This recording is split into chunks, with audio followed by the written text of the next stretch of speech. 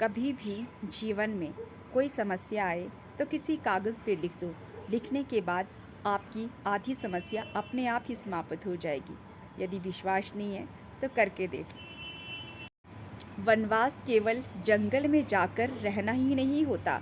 रिश्तों में कड़वाहट आने के बाद अजनबियों की तरह एक घर में रहना भी वनवासी कहलाता है।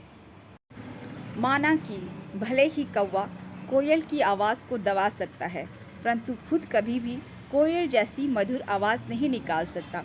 उसी प्रकार निंदा करने वाला मनुष्य निंदा करके सज्जन व्यक्ति की बदनामी तो कर सकता है, परंतु खुद कभी भी सज्जन नहीं बन सकता।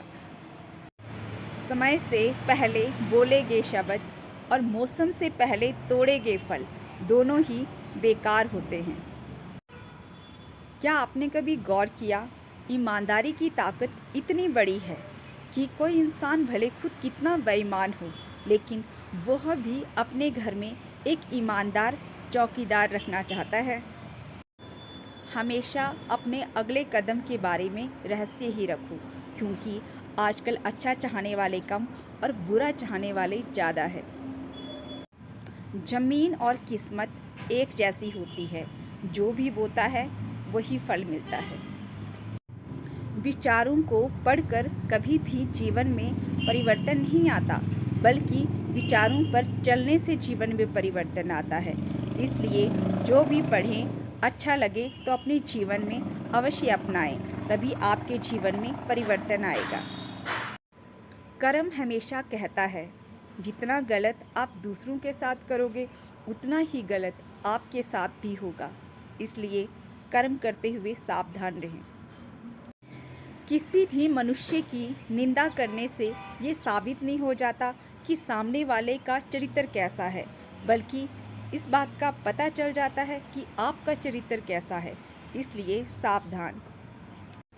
हर बार ज़रूरी नहीं है कि शरीर में खून, कैल्शियम और विटामिन ही घट रहे हो।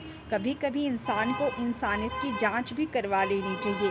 क्या पता कहीं इंसानियत, करुणा, दया न घट रहे हो।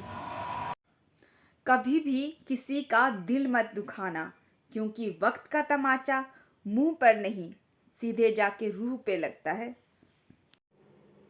किसी के साथ ज़्यादा लगाव होना भी अच्छी बात नहीं है। लगाव हमेशा इंसान को बेबस कर देता है।